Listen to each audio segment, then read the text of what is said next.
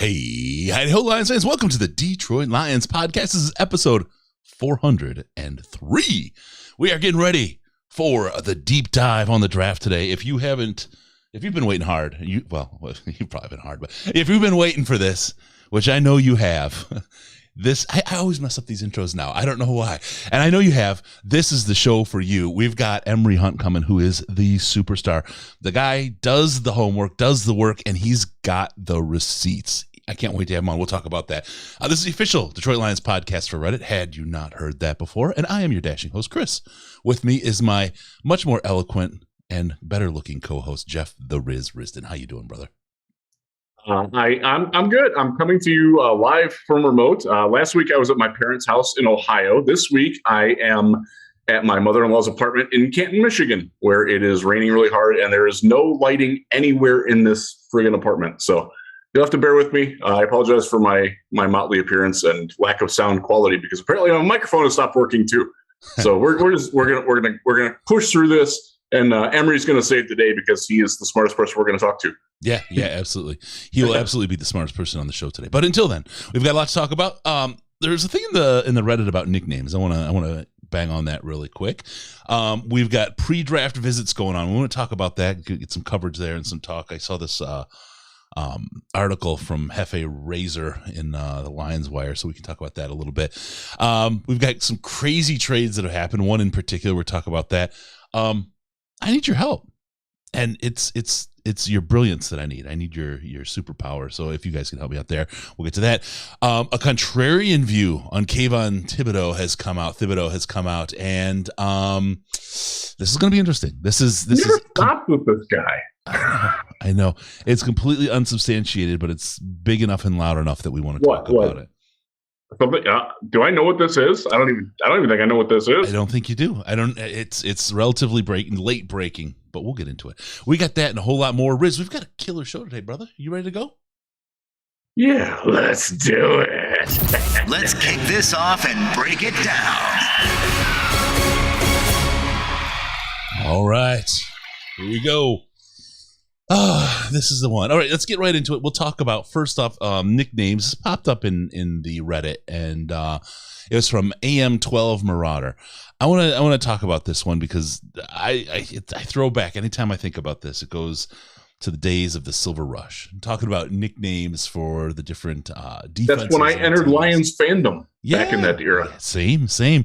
Billy Sims was the leader of the club on that one for me. But you're talking about the Legion of Boom, the Purple People Eaters, some of those big names that were out there. Lions fans had the Silver Rush. The question was, what could we go to now? What's something that could fit if this defense came together and became some sort of a powerhouse? And he came up, I thought it was a very interesting kind of take on it. Hitsville, USA. It's kind of neat, right? I mean, you got the whole Barry Gordy Motown thing, right? It works, because that is in Detroit. I've been there. It's cool. I want to worry about getting better players and playing better before I worry about a moniker for them. That's just me. Come on, buckle up! It's a seatbelt gang. That's where I'm at. That at least for the secondary, yeah. And that they all embrace it. The way that AO when he celebrated doing Jerry's thing, that can work, man. Buckle up, because that's just like part of the unit. Mm-hmm. Like the Silver Rush, that was the front. That was the front guys. Mm-hmm. It wasn't the linebackers or anything like that. Legion of Boom was the secondary. The seatbelt gang, I like that. I think it could work for all of them. I mean, if you think about it, it's locking you down, right? I mean, your seatbelt gang, you're locking in the quarterback if you get to hit him. I mean, I kind of like it. I dig that. The more I hear about it, the more I think about it, the more I really like that. So, but I don't have that sort of creativity, so I'm glad that you came up with that. Or actually, that Jerry Jacobs came up with that, and we're adopting it. I like it a lot. Yeah. Well, we'll talk more about that. Keep your eyes tuned to the Twitter this weekend. That's what I can tell you. Yeah, check it out. I do know what that is.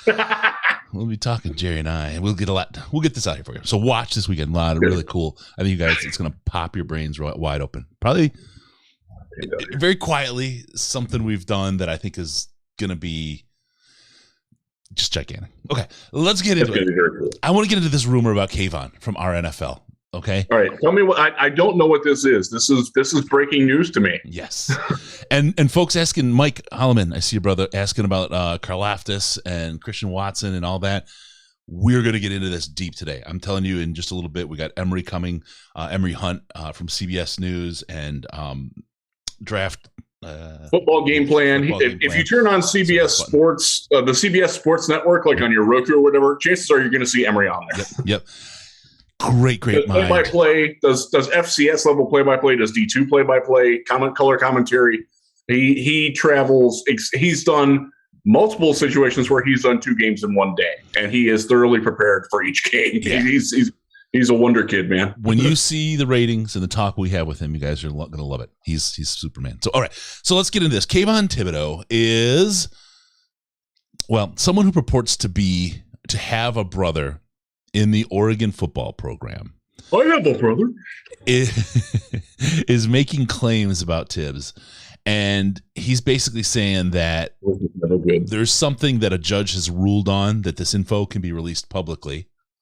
And just recently he supposedly did this, that they've been trying hard to keep it quiet. It's going to come out near the, what's it called? The draft. It's sort of like the Tunsil gas mask thing sort of situation. Although he said this is something that could lead to Tibbs not being able to even play in his first year out of college.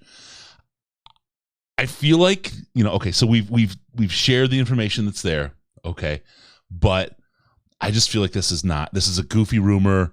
It feels like it's BS. I can't give it any credence, but this, for KT to be out there, right, with something like this popping in our NFL, I mean, I think it's almost 2 million or 2 million subscribers. It's a large platform, and this thing rose to the top. A lot of people have seen this. So now it's at the level where you say, what is this? Is there's, it's on Reddit, first off, so that doesn't mean it means anything. It's somebody who knows somebody. It's secondhand, so that doesn't mean anything.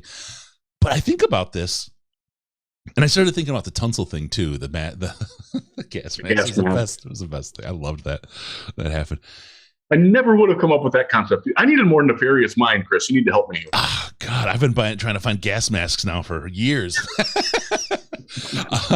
But I think about this, and I started to think about this pattern of behavior with Kayvon, where he leaves partway through the combine.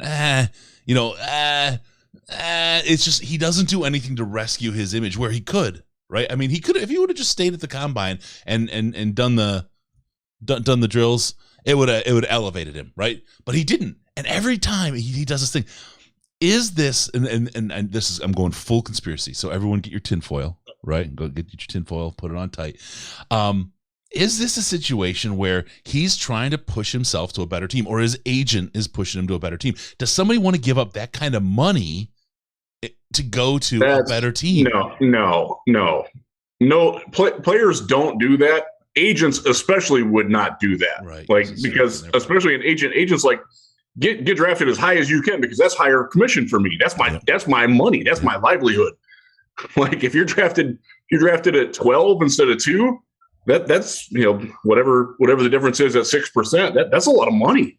But who was it that was representing him? Did we get that? Someone said that. I don't even remember. I don't know. I think it was somebody that wasn't somebody. You know what I mean? So I don't know. Okay. No, I've heard nothing about whatever is stuff floating in the toilet bowl or Reddit, whichever that is, on that. I mean, look, could it be true? Yeah, it could be. But I've heard nothing about it. I wouldn't even begin to know what to speculate it would be, honestly. It's one of those things. Look, could there be something out there? Maybe. But all eyes have been on him for weeks now. If something would have happened, like that there's dudes with cameras chasing him around with phones, like when Baker Mayfield ran drunk and got tackled by I think it was campus security or something like that. Like that came out pretty late in the process, and it wasn't a big deal. Dak Prescott got a DUI the day before his pro day, if I recall correctly. It was either that or right around that time. And like that was like, oh my God, is anybody going to draft this guy now? He seems to have overcome that pretty well. So This must have been removed too, because speculating. I'm rolling through. It must have been removed. I'm rolling through here, and I'm not seeing it. But the thing is his stock is dropping, right? I don't know about that. Boy, I think his pro day certainly helped him for Detroit's standpoint, anyways. Sure. They went out there. Chris Spielman was out there.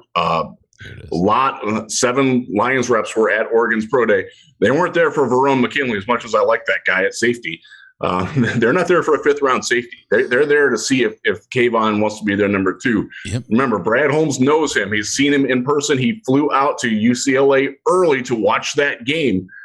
He's spent a lot of time. He's a West Coast-based scout back in the day. He knows the Oregon program well, even though they've had some changes at it. He knows what's up with that. If Brad signs off on Kayvon Thibodeaux, we're gonna have to like it. Here it is. I found it. Here's it. Okay. Guys, Kyoto Essex is his name. I said this was the other day, but it's worth repeating. My bro is on staff of the Oregon football team, and there's a non-reported off-the-field incident involving Tibbs, which occurred last year. A judge just ruled to allow the report to be made public, and so expect a little bomb dropping just before the draft day. He's going to slide big time. Edit. Forgot to add, Schefter has been sniffing around our program the last few months and has the inside track on the story. He's waiting to get more info from the DA before he does his expose on ESPN. Shit's going to get messy. I feel for Tibbs because apparently he's a really good kid. Again, this is somebody unverified, completely on the Reddit. But boy, that's just riveting kind of information. So we'll see. We'll see what happens. Who knows? Yeah, if it comes out, then we'll deal with it. But until then, you have to consider that he is probably one of the major front runners for the number 2 overall pick. Mm-hmm. Obviously, if something comes out that changes that, then we'll adjust accordingly. But until then, who knows? Yes. All right, let's move on. This is where you guys can help me, and this is where I'm looking for. We'll just do this really, really quick. I've been, since about September, end of August last year, I've wanted to get some ink. I've wanted to get a tat, top my bicep, right? And I cannot for the life of me settle on what I will recommend what's on my shirt, because this would be what I would get. Well, so I want Celebrating something. Dream Theater winning a Grammy, by the way, for those of you who aren't watching along. I'm wearing a tie-dyed Dream Theater shirt with the third eye open. In honor of them winning their first Grammy for The Alien. In the third eye, I see the DK from the Dead Kennedys. Interestingly enough, but I do. Too drunk.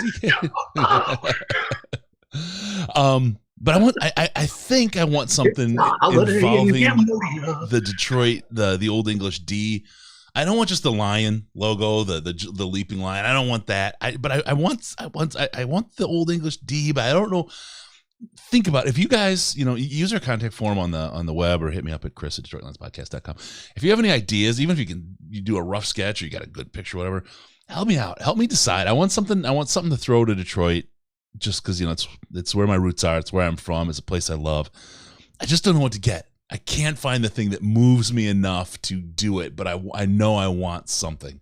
And I've been wrestling with this for months, and I just can't figure it out. I'm not a smart guy when it comes to this kind of artsy stuff. So I want, and it's got to be good, right? I'm not going to go half butt on this. So, and maybe we'll do a video of me getting it or whatever, Oh my gosh, Matthew, Dom, Chris, I know you love that Old English D. I love a good turn of phrase. Thank you, Matt. All right, let's go. Something that happened that was quite interesting. A mega trade occurred, and it was between the Saints and the Eagles. And I'm gonna do the TLDR really quick, and then I'm gonna let you dive into some of the details. Basically, I think what happened here is the Saints were doing long-term work on the cap, lowering some costs to get lower cost draft picks on the roster, and kind of move some veterans and kind of just work their way toward a better tomorrow. That's what I feel like the long and short of it is. What they did, they traded number 18 this year for 16 and 19 with the Eagles this year. And they gave away their first round pick next year and a second in one of the years, and later picks as well swapped around. And so they have 2 picks now in the teens. The Eagles are down to 2 picks in the teens. So they had 3 picks in 5 slots, I want to say. And they've moved out of that now. Where the Lions connection comes into this, the Saints now have 2 first-round picks. They have 16 and 19. They have a need for a long-term quarterback. They have Jameis Winston as a placeholder, much the way that we view Jared Goff, or a lot of us view Jared Goff anyways, is how they are handling Jameis Winston. So immediately, and I'm guilty of this too, I connected the dots. We got connections with the Saints. We got the number 2 pick. If they want Malik Willis, if they want Kenny Pickett, they can trade up to get him. 16, 19, a player, Cam Jordan, Demario Davis, somebody, Marshawn Lattimore, somebody like that. Yep. Get her done, baby. Remember, they had a deal worked out with the Houston Texans for Deshaun Watson. Like, it was done. Like, they had the terms agreed. The Browns just made a better offer. and Deshaun wanted the money in Cleveland more than he wanted to play in New Orleans. That's the TLDR on that. So the Saints shifted a crap ton of money. They actually have more cap room available now than the Lions do because of all the maneuvering that they did. So they have the ability to move up, and their cap, they're an absolute cap freak in hell, even with the bump in 2023, 2024. So your point about them, like, first round picks are cost contained talent, and that's what they need. But if they're looking to really move up, I mean, they had it worked out. So they wanted Deshaun Watson. They had the assets ready to go. Like, they know we can go. Now here's the problem. Texans pick at 3. They've already worked really closely on working out a deal. Lions aren't taking Malik Willis. I haven't found anybody that really thinks that they're taking Malik Willis outside of draft media. And that's going deep back ways. So why would you trade to 2 when you can trade to 3 and give up maybe one less thing? And I talked with somebody from a Texans background, let's put it that way. And he said that would not surprise him, that if the Saints, really wanted Deshaun earlier, now that they've got a deal, just substitute in the 3rd pick for what Deshaun was, and they can make that happen. Yeah. So I initially got excited about it because I'm like, hey, Campbell, Glenn, like, we got connections with the Saints, baby. We know what they need. They have things that we could use, but if they're moving up, I hate to rain on the parade and be the Debbie Downer, but they're going to move to 3. There's no reason to move to 2 when you can go to 3 and get the same player, assuming that they want Malik Willis. Now, there are some people, and I will cite one of them, Eric Galko, who runs the Shrine Bowl, who thinks that they want the top offensive tackle. Now, if that's the case, then you do have to go to 2. Mm-hmm. And so that door isn't closed by any means if Eric's right, and Eric's been right on things before. So I don't know. It's a very interesting timing. You don't make that trade now unless you have something else. Like, what's the motivation for you to make that trade now when you don't know what players are going to be available at 16 and 19? Yeah. Like, I understand why Philadelphia did. I'm like, they're going to be 2 first-round picks. Yes, I want that. Or they're giving me future assets. They're in a holding pattern with Jalen Hurts the same way that we are with Jared Goff. This year is all about Jalen Hurts proving whether he's their long-term quarterback or not. They're going to get more assets for him, and they have an out now in the future if they want to get C.J. Stroud next year. So I get it from the Eagles standpoint. The Saints, you don't do that unless you've got something else going on. And maybe it is they're trying to do what you said with the cap. But it's hard to think that they're not looking up for a very specific target. And they were told in trade talks with other teams that you need to get this to make this happen. And I think that they've started that ball rolling. This is what happened when the Rams traded up to get Jared Goff at number 1 once upon a time. They made a move earlier to set that up to get there. That's what teams do. So that there's a lot of people that think that that's going to be. I'm one of them. I don't know what it's going to be. I don't know exactly what they're going to do, but that's it. The timing, like, this is the time of year, like, if you're a free agent and you're signing now, it's because you're scared to death that you suck and you're not going to get anywhere after the draft. So you're trying desperately to get in somewhere. And by the way, the Lions seem to be cornering the market on those guys. Great. I lament. Don't go backwards. Just don't go backwards. That's all. If you're making a trade now, unless you are getting like a very specific target, there's no point in doing it until the draft because you don't know who's going to be available for you to draft. So that's where my head is at on that. Just to allude back to what I was saying about, don't go backwards talent wise. We have the most draft capital we've had since 2009 this year. This is an opportunity for this team to really add talent. If you're holding the line on your players, your top 4 picks this year are all guys that should be able to play on day one. You need at least 2 of those guys to be impact starters day one. Yes. Have to. Yeah. Have to. Yeah, absolutely. But there's your opportunity. You have to, as a GM, be confident that you can do that. You have to. Otherwise you don't deserve your chair, right? So right. I really believe that they're in this spot where, I think everybody could learn from Quinn. Don't give away your talent and downgrade and then go out and try to get other talent in the draft, because if you miss in the draft, you're getting worse overall. No questions asked. I don't think this is a bad move. And again, as we've talked about before, those contracts are easy to slide out of. There's no long-term hit. There's no long-term pain out of these things. I think holding the line with the level of talent with guys you think you can develop more and you've seen develop, you're familiar with your system. I think this is a solid strategy. I think this is, a solid move, year 2 of a rebuild with where we are. And, we'll see. We'll see how it plays out this year. I certainly at this point, not even seeing who we draft and envision just with the people we have on the roster right now, I envision more wins out of this team this coming year than we did last year. Just straight up. Getting people help, getting Romeo back, getting Ragnow back, getting Hawkinson back, getting Okuda back, getting Jerry back. Like the health, just the relative health of the team is going to help that aspect. Yep. Yeah. It has to,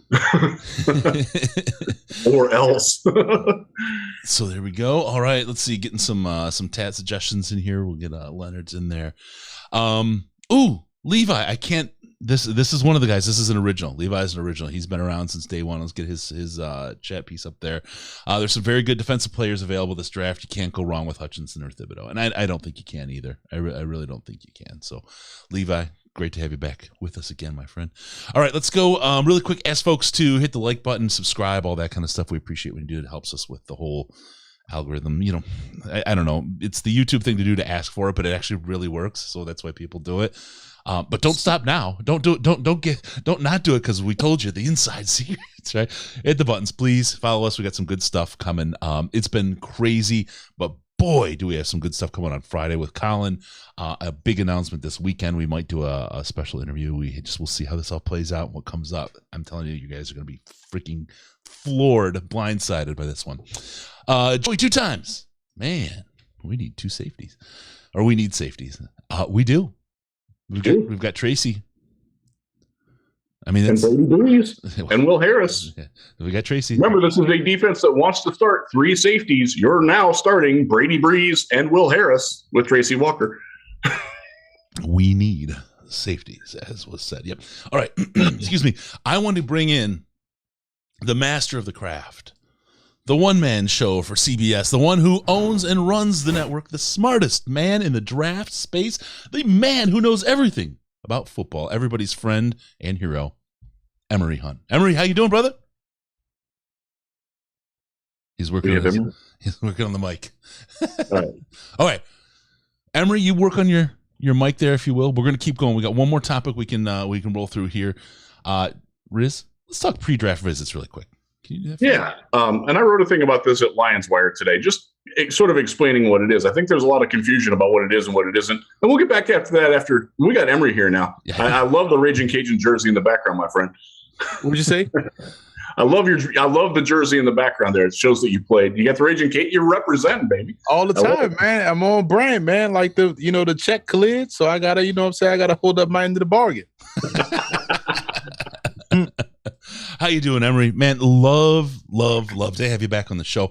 And I have to tell you, Riz knows, I've been crying the blues since the last time you were on because of the technical issue that we had to go audio only. And I was just like, man, we owe him so much more. We owed him such a better show. Forgot And I was about that. Yeah, traveling. It was horrible. I felt like a total jack.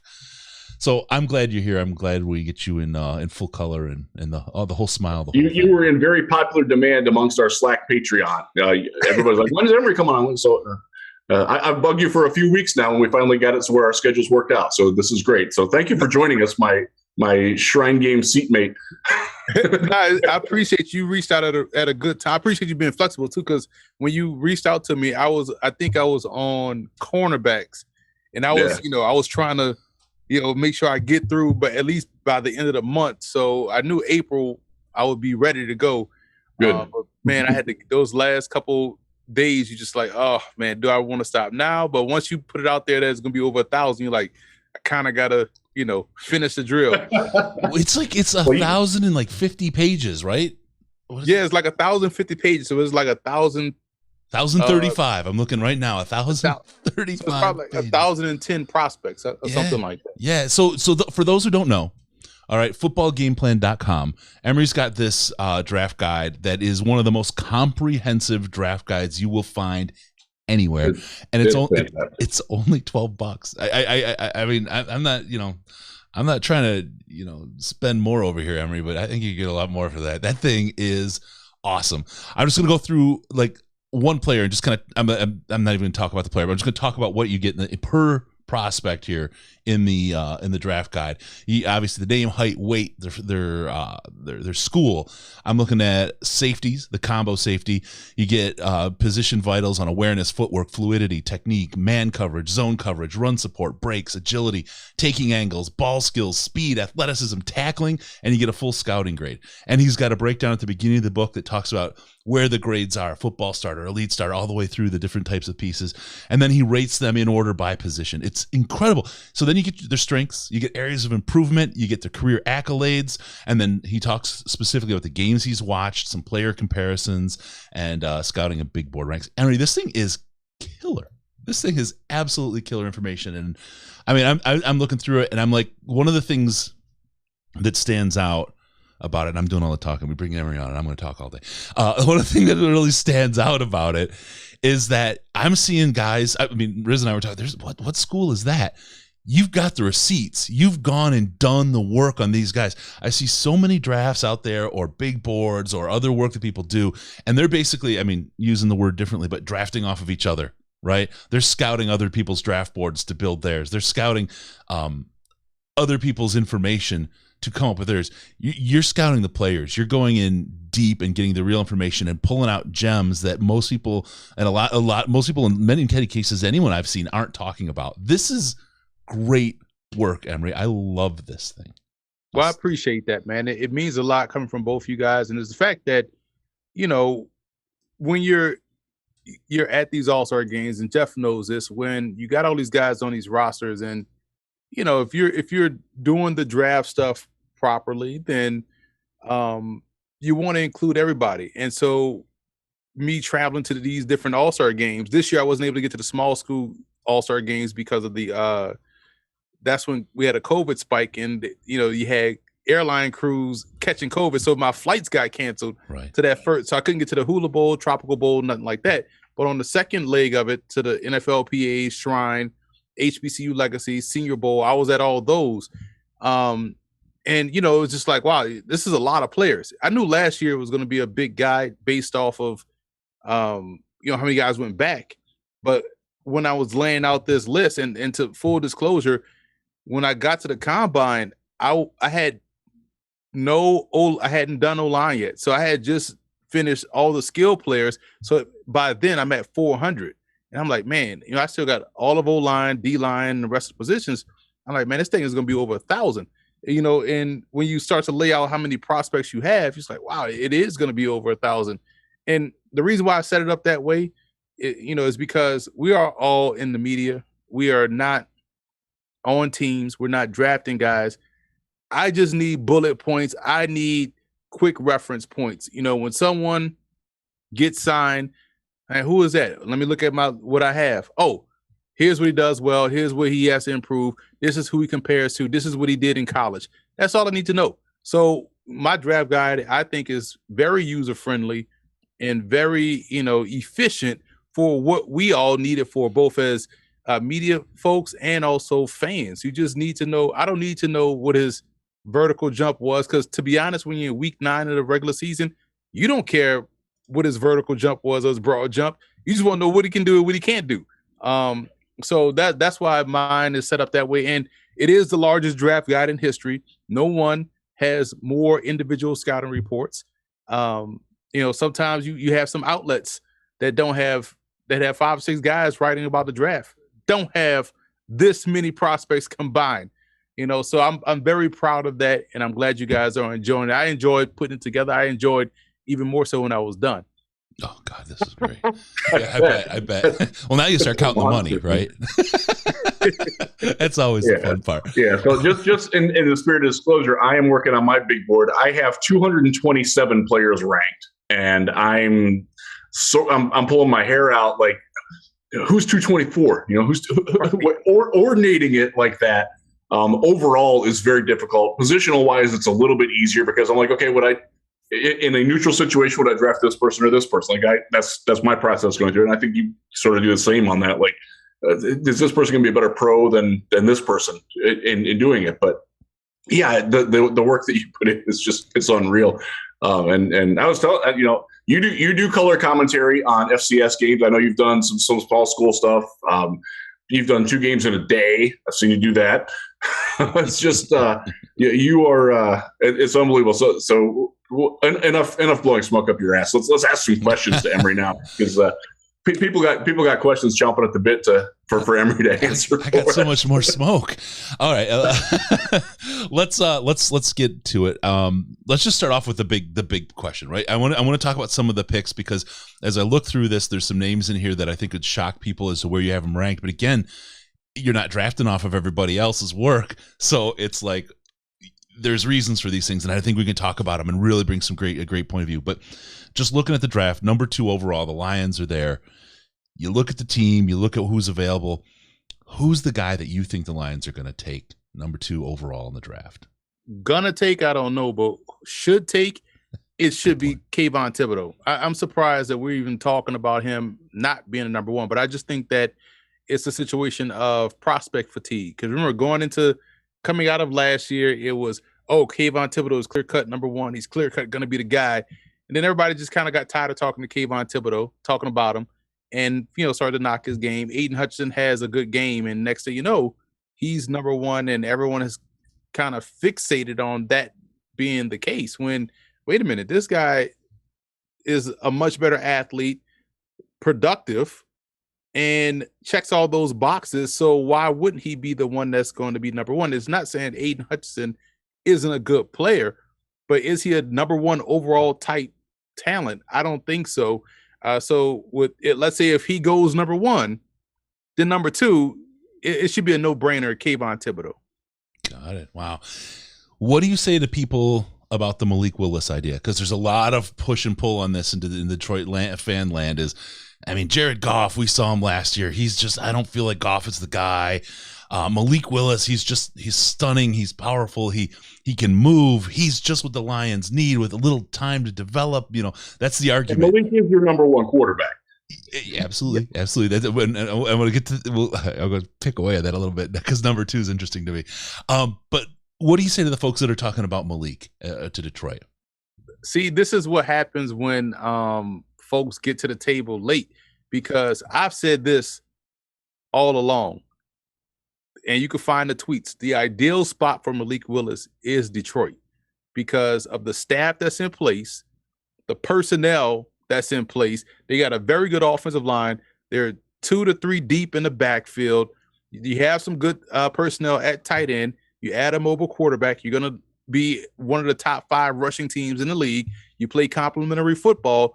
He doesn't have to play right away, because you have Goff for that one more year, that one more season. And I was all set for them to take Malik Willis with the 2nd first-round pick. Problem now is everyone else realizes Malik Willis can play. So now at number 2, you like, Jesus, we have to, quarterback is, one of the more important positions on the field.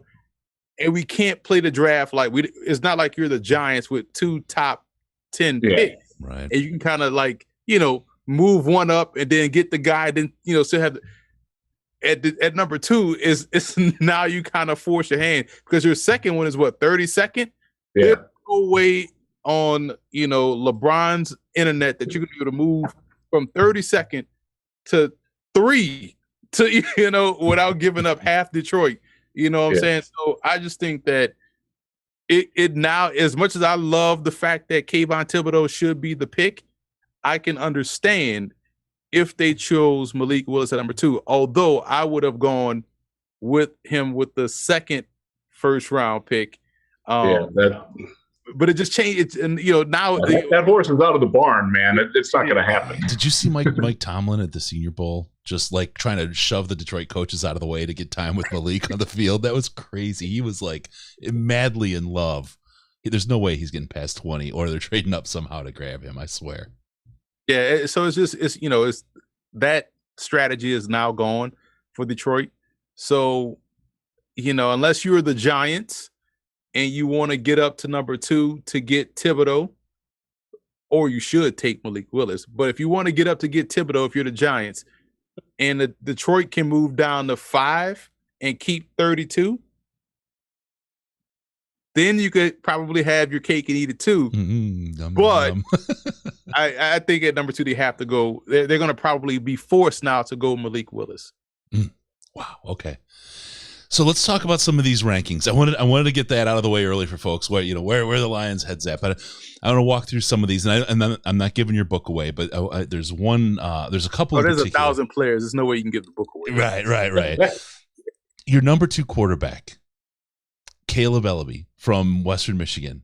He's not. I don't see anyone else with him number 2 overall. Talk about this and what you saw in Caleb that pushes him so high on your board for quarterbacks.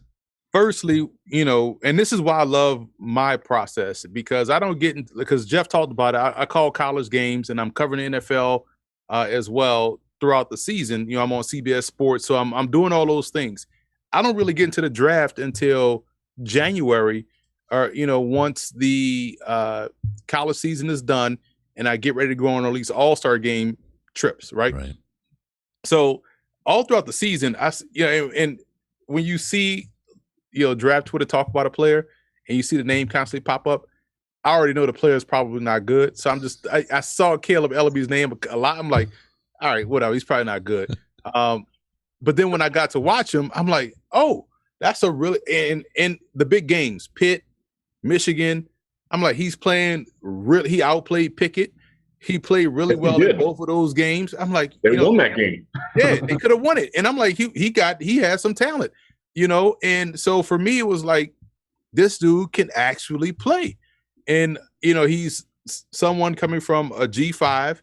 I love those G5 FCS quarterbacks that have to play up to the level of what, the competition or whatnot. And so for me, it was just like, he's checking a lot of boxes. I could see him as someone that could be a nice quarterback, and I would trust his development over some of these other guys that have been talked about all season long.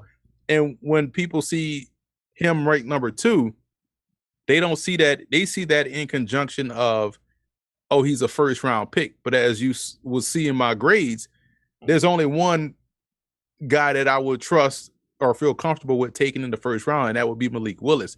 Everyone else is, second round on back. So yeah, he may be QB2, but he's still someone that I wouldn't say, oh, I would spend the first round pick on him. He is someone that I would say, okay, he can drive this bus if we make sure everything else on this bus is where it needs to be. I can trust him to step in and really take control of the offense. There you go. Wow. That's interesting, because the Desmond Ritters, the Sam Howells, those names are always the top of folks' board, right behind Malik.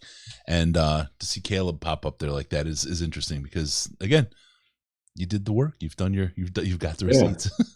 You're higher on him than I am, but that's the fun of this. Right. Exactly. It doesn't mean I'm right or wrong. It's just that that's how I saw it. And we'll see it play out. And that's the beauty. Like Jeff said, that's the beauty of it. We'll just see it play out. And how it will shake out. See, Emery, this is just so strange because everyone else is claiming how right they are. I mean, even our chat, every GM that sits in our chat right now is right about who we should pick and who we're going to pick. And here you are saying, I might not be right. I mean, what's going on here? Well, that's the thing. And I talked about this earlier on a different show. Like what you're looking at is my evaluations of the player. And we all know that situations dictate a lot of what happens. Mm-hmm. So once a guy goes somewhere, that's a whole different set of, do you think he will be, how successful do you think he'll be? Case in point, and this is the example I brought up. In 2018, I had Rashad Penny as my number 2 running back. So when he went in the first round, I'm like, told y'all this dude is good. He went in the first round, and so I think I want to say I had Nick Chubb as number 3 or 4. I think I had Nick Chubb 4 behind Saquon, Rashad Penny, and Sony Michel, and then Nick Chubb. My reason for Nick Chubb being 4th was he had the ACL injury, a gruesome injury. I didn't think he was going to be having that same explosiveness that he had prior to that knee injury, right? So I let the injury bump him down a bit to a second-round type player, right? But when Penny goes in the first round and no one had Penny as a first-round talent, I'm like, I told y'all this dude could play. He's good. He goes to Seattle. I'm like, this is perfect. They drafted him in the first round for a reason, and then they don't give him the football to get the ball to Chris Carson. Like, what is this? And so now the evaluation looks like a bust, right? Right. But then you see what happened this past season on the back end of the season. They decided to give him the football, and he's having – so it's like, all right. So that's why I have to make sure people understand, like, it completely changes. So as much as I was a big fan of Chase Edmonds, he goes to Arizona where there's David Johnson, then they bring in James Conner. It's like, I know this dude can play, and it shows itself when he got the start against the Giants out here in New York, and he went for over 100 yards. It's like, so people will say you whiffed on that. That's not a whiff on the evaluation. The situation changes how we then, review a guy. And it's not a cop-out. It's just a reality that this is what I think he can do, but he ended up here. Right. If you get someone who wants to try to turn Malik Willis into a pocket passer, you're going to have a problem. You're going to have a lot of interceptions. Right. Riz, what do you got, bud? I'm just thinking about like first off, Nick Chubb was, I don't think he was anybody's RB1 that year, but he's clearly the best in the class. Like that's how it works. And the circumstance helps that though. He's in Cleveland where they're dedicated to the run. They've got a fantastic offensive line. Those declined a little bit. It's a great situation for him. And that situational fit does matter so much. We talk a lot about Jeff Okudah in Detroit, number 3 overall pick. Hasn't really worked out. Didn't play all that well to start. Now he's battling injuries. And it's a situation where a lot of people are ready to give up on him or call him a bust or whatever. And like, would that be the case if he would have fallen, a couple more spots and gone to a frankly, a better organization, a better team, a better coaching staff that knew what he was going to do? That's one of the reasons why we get second chances and third chances when you're a player of that caliber. And I just want to revisit. Do you remember where you were at on Okudah as a prospect? Yeah, I want to say he was in the 2020 class, right? Or 2020. Yeah. He was in 2021. So for me, I could pull it up right. Yeah, he was the number 3 pick in the 2020 draft, and it's So for me, I have these guys graded as outside corner, boundary corner, all those things, right? So Okudah, that is going to take me too long to okay, don't worry about that. But I have it right here. Okay. You said 2021? 2020. All right, so is boundary, field corner, and what would you call that other thing? Slot. Yeah. Slot corner, right? So you separate those, and Okudah, naturally, I have as, if you bear with me, because I was a big fan of his. And to me, he was someone that I thought could step in and play right away. As you see, this is what we call in the media industry stalling. Yeah, you're doing good, man. At least you look good. So just for reference, all right, Akuda is here. Give me 2 seconds. Yeah. Quarterbacks. Go ahead. Akuda was my number 1 field corner, and I had him with a 90 grade. And my number 2 corner that year with an 85.5 grade was AJ Terrell, right? Mm-hmm. So with Akuda, AJ's been great. It's been great, right? And so that's where I had Akuda. Right. But that's how I tend to view it. If let's say he goes to Baltimore, right, tailor-made to what they want, what he can do. You know what I'm saying? Or someplace like that where they're going to utilize his skill set. You see it even with guys that are undrafted, or how long it took Sean Payton to realize that Deontay Harris can be your slot receiver as opposed to just your kickoff and punt returner. Right. And, about time he got him in the lineup this year with Jameis, they're connected on every deep ball. But it took him a while to realize that, a full season to realize Harris is way more than just a punt returner. So a lot of it is situations, usage, and that's how it tends to happen. Yeah. Yep. Let's talk about wide receivers, if you don't mind, Riz. I want to kind of move on, and I want to, as we talk about these things, Emery, there was something we had going on today, and we had somebody ask, is edge the same as a linebacker?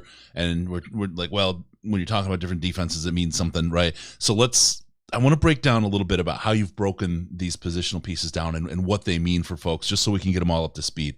So when we talk about wide receiver, you have them broken down by split ends, flanker, slot, and inside wide out.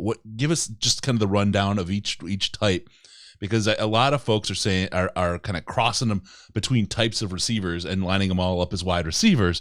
And I think that might be a mistake when you start looking at the guys that your team might want. So if you don't mind, just kind of walk through that for us. And that's why I split it up into 4 separate positions, because you can't ask Cole Beasley to do the same things as a Randy Moss. They're going to play 2 different positions. Right. So split end is your X receiver. In my eyes, that's your number 1 go-to option. The guy that's going to, be the bona fide route runner, the one that can win versus one-on-one coverage. He's strong at the line of scrimmage. He's the number 1 guy. The flanker is your Z. He's the more dynamic guy, probably a little bit more athletic, probably a little bit faster, someone that's going to really generate the big play. And the slot guy is self-explanatory. We all kind of know what a slot guy is, but you can't, stereotype a slot guy as someone that's 5'9" to 5'11", because we've seen taller slot guys. Hell, if Keenan Allen wanted to be, he'd be a dynamic slot receiver. Mm-hmm. So it doesn't matter how tall you are. It's about your quickness, your footwork, your agility, how quickly you can free yourself from coverage, and that's your slot guy. And the inside receivers, it's harder to explain, but I'll use the comparison, the prototype of what that looks like is Marcus Colston, someone that he could be a split, but he's probably best tighter, closer to the line of scrimmage as opposed to out by the numbers. He's probably more just inside the hash, splitting the numbers and the hash mark. He's a good blocker. He's a physical receiver. Someone like that can be your bigger inside guy. It could be an X, or you can use him as that person that's kind of, almost like a big slot, so to speak, Mm-hmm. but someone that you kind of can split the difference between, the bottom of the numbers or outside the hash marks. He's kind of like right in the middle. Yep. I want to kind of dive into one of the guys we watched at the Senior Bowl, slot receiver, Calvin Austin. He's a guy we were talking about him, and we kind of came up with he's got every single trait you want in a wide receiver except height. Because it wasn't just that he was like a slot guy. He really had speed. He could high point. He could do all kinds of things. But because of his height, it feels like he gets shoved into that kind of a slot spot. What do you think about him as a prospect? And do you think he is relegated to a slot role in the NFL, or do you think he might be able to squeeze a little bit towards the outside more? I think for me, personally, just to answer your second question first, I've always been big on speed on the outside, size on the inside, right? Mm-hmm. Because that size is going to take the safeties away, and that makes it a track meet on the outside. But in the NFL, I can understand, because the game is played, in the middle of the field. There's no, far hash and, things of that nature like college where you can really expand and exploit. So my theory may work better in college than it would in the NFL. Sure. He's going to have to prove that he can play on the outside in order to stay on the outside. One guy that I thought could play on the outside despite being a smaller guy was John Ross. Because he had good release, good quickness. He was a savvy route runner. But he had to stay on the inside. But they kind of use him like an inside receiver. So they kind of let him be a split, but almost protected by someone on the outside.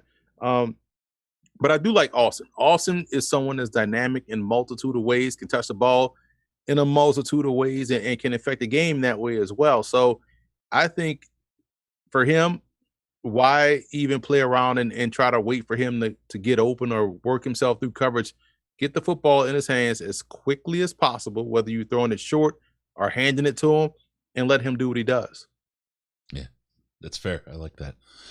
Another guy, you have him as a flanker. He's your number one overall, and he's a guy that a lot of Lions fans want. I really enjoyed watching him at Senior Bowl, even in the rain. He seemed to have those sticky kind of hands. Christian Watson from North Dakota State. This guy looks like he could bring a lot to a team like the Lions, who really need. I mean, DJ Chark was a great addition to the team, but we need another upgrade. I feel the Lions need another upgrade at that position because they have some good receivers. They're just slotted too high on the depth chart. Is kind of the sense that I have. What's your thoughts on Christian Watson and the Lions? I'm a big fan of his game because he is someone. He's 6'4", he's 210, 215. They used to have him returning kicks. So that says a lot about his speed, number one. It says a lot about his footwork, his vision, his run after the catch ability. And you touched on, we were down at the Senior Bowl. This is someone that, him and Malik Willis had their best days on the worst day out there. It was a torrential downpour. Malik Willis throwing the football like it's sunny outside, and Watson catching the football like it's sunny outside. So you like that ability to fight through, adverse conditions and situations. When everyone else is dropping it, he has an easy excuse to say, hey, yeah, I'm going to drop it too because it's raining. And he played in the dome in college. He played in the dome, right. He played in the dome. And the good part is they don't have an indoor facility. So they got to practice out in those elements. And so he was someone, even if you go watch the national championship game against Montana State, it was raining and slippery and slick there. And he had a better game than McCutcheon did, the receiver for Montana State, who was trying to fight through the adverse conditions. So I'm a big fan of Watson.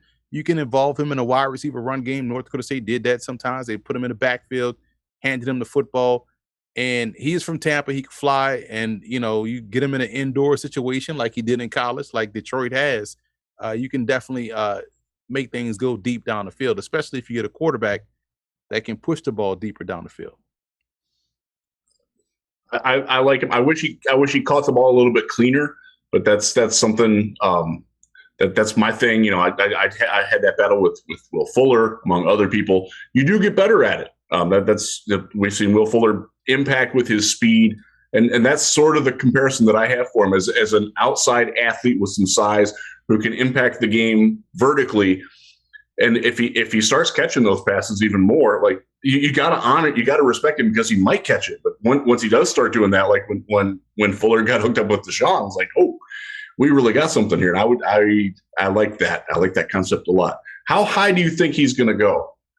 It's another situation where, I've been saying he's a second round pick, but now I think he's going to be one of those surprise first round picks with like 6 teams that got 2 first round picks. You look at teams that he fits the MO of what the Packers look for in a receiver. He's definitely long, slim, and fast. Yeah, that's their MO. I don't buy the whole Traylon Burks to Green Bay. He doesn't fit their mold. He's a good football player, but he's too thick. They like slim, fast guys. Right. Kansas City, another one. Multiple first round picks. It makes sense. Saints, not sure because they need a tackle and they do need a receiver, but he may be a little bit too tall for what the Saints like. But again, this is the Saints under Sean Payton. We don't know what this new, coaching staff, so to speak, of the Saints will look for in a receiver. But I just think that Green Bay and Kansas City would probably, with multiple first-round picks, run the risk of taking them. Yeah. So we were talking about the Saints trade just before you came on. You are a New Orleans guy. I know you don't live there anymore. But your thoughts, is that something where they made that trade for cost containment, or do you think they're aiming to move up more? I think it's cost containment, number one. Okay.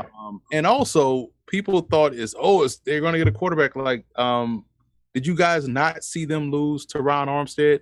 They're probably going to get a tackle, and they're probably going to get someone on defense, maybe in the secondary. They lost Marcus Williams. Maybe you see a guy fall, let's say like a Kyle Hamilton who may fall. New Orleans is right there to go get him. Or they need a tackle.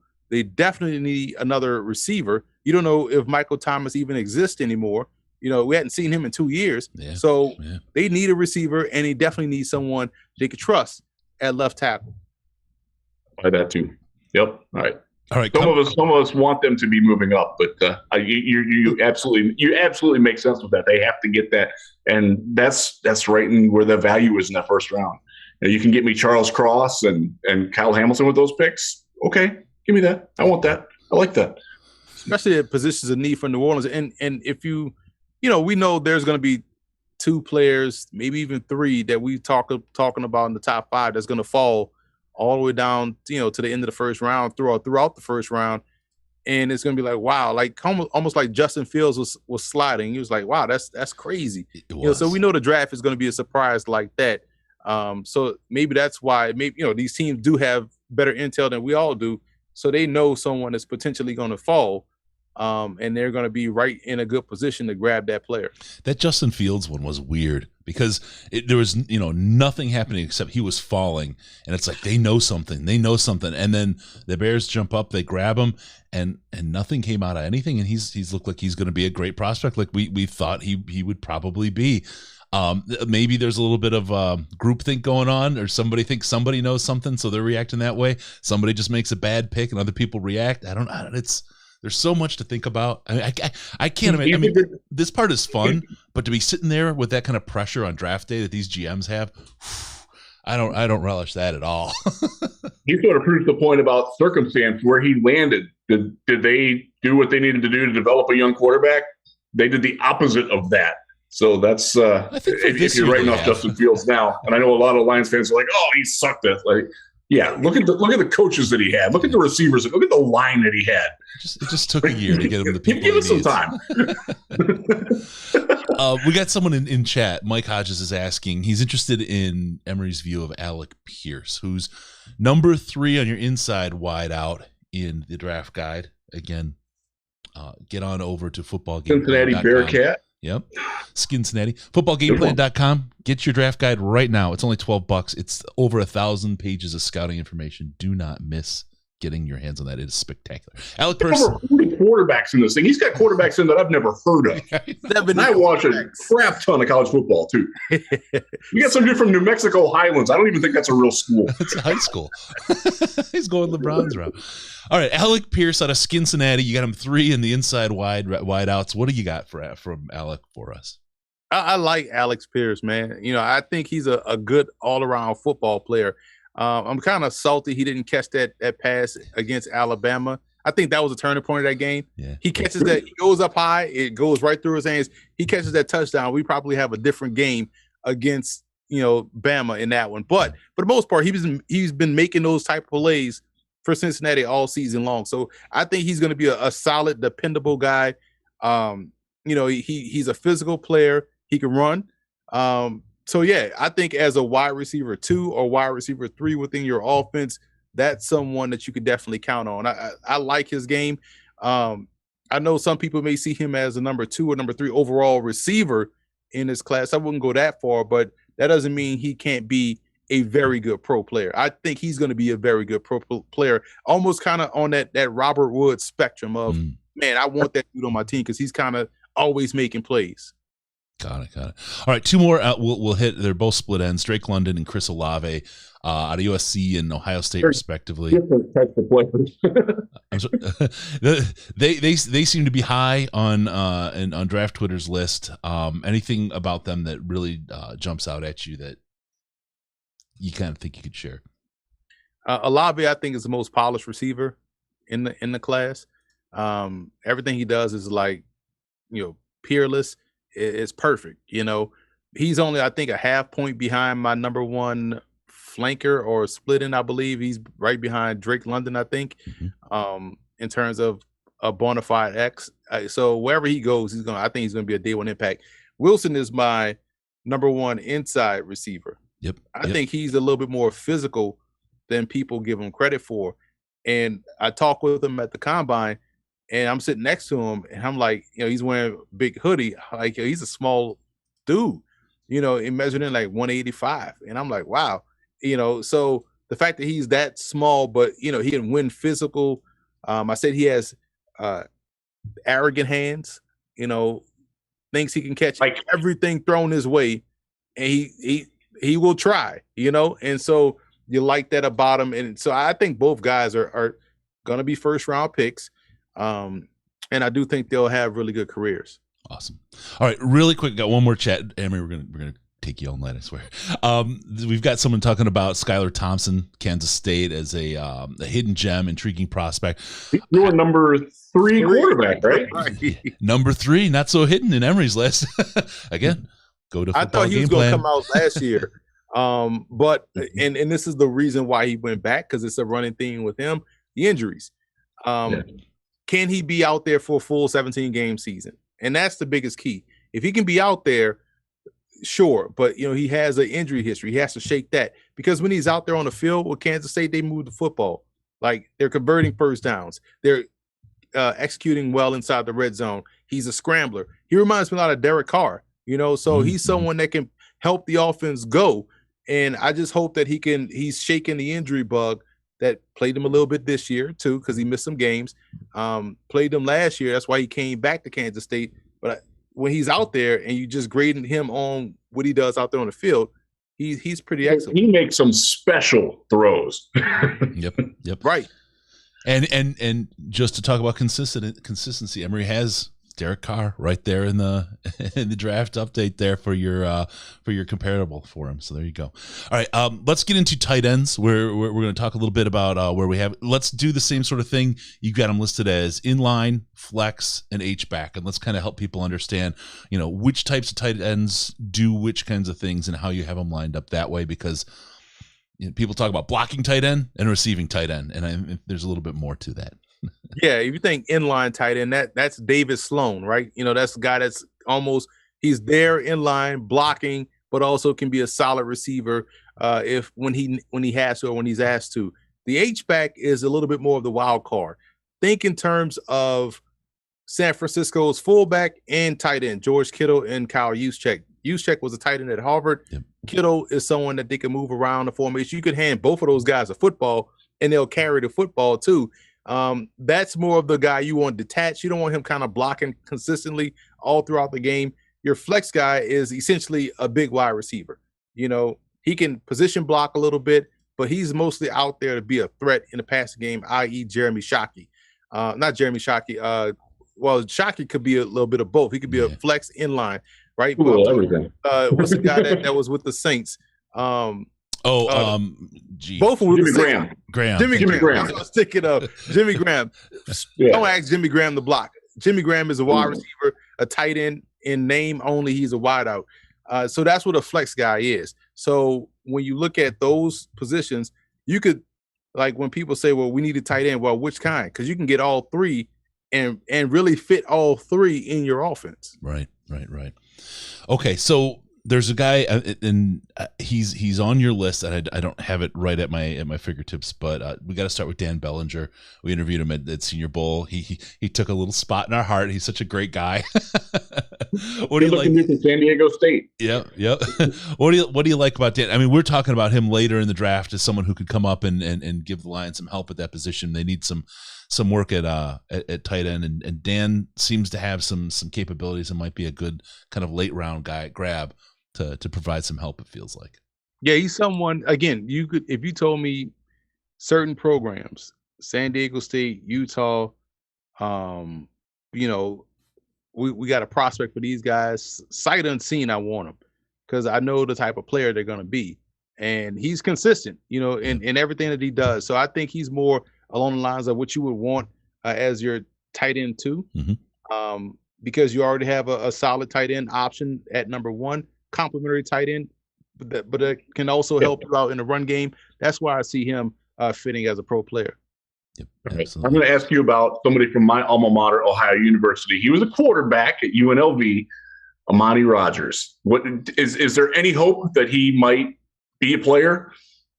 Upside, yeah, because we were at the Shrine Bowl this year out in Vegas, and it's funny because during the practices you watching him, you like, and you really after like a couple of plays, you just think like, oh, that's homeboy. You thought he was a tight end his whole career with how smooth he looked. So he's able to get open. He's able to catch the football. We know about his speed. He had a 90-yard something run. 96-yard run, longest run ever by a quarterback. Crazy, right? And so you take all of those things and you think what Taysom Hill is, right? Well, this is another example. You can have you have so many options with him on your football team. He was someone that I would probably get on day 3 and have as a jack of all trades. You got him and you got the kid from Ferris State, Bernhardt, athlete from that was a lacrosse player at Maryland.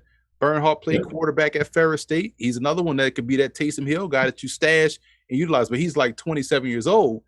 But he's 26. Yeah. 26. So you don't have as much room to grow with him as you would with Armani Rogers. But I like Rogers. I like the upside of Rogers and that he's still growing into that position in which he played well, albeit in 3 to 4 practices at the Shrine Bowl. Good. You made me happy. Anytime I can talk about Ohio Bobcat football, I will do so. I know. All right, we've got Steve-O talking about somebody, and I wanted to mention his name, and he's given me the opportunity to do something, just a name that'll trigger Lions fans. Jelani Woods from Virginia. What's your thoughts on our last Jelani? Didn't work out so well. What's your thought on young Mr. Woods? Yeah, he's pretty good, man. And it's, I know people get fascinated with the height and everything, and but you want to see him. Sometimes he plays tall. Him and Austin Allen at Nebraska. Allen is 6'8", and Jelani is 6'7", and both of these guys tend to play tall, and you want them to get better pad level. I know he tested well, but sometimes he may not play what what his test numbers may indicate. So you want to see that consistency within this game start to flatten out. We get enamored with the height and just envision, it's going to be jump balls all day. But sometimes guys just don't have that type of capability. I think he's still a little raw in my eyes, in terms of where he is to have an impact right now. So I think he does need a little bit more grooming on a roster first. Your tight end 2, tight end 3, to where he can, start to level out that athleticism with, the play, and that way he could really take off. Kind of the type of guy that would hit on Risdon's wife, the Joe Fourier mold, maybe.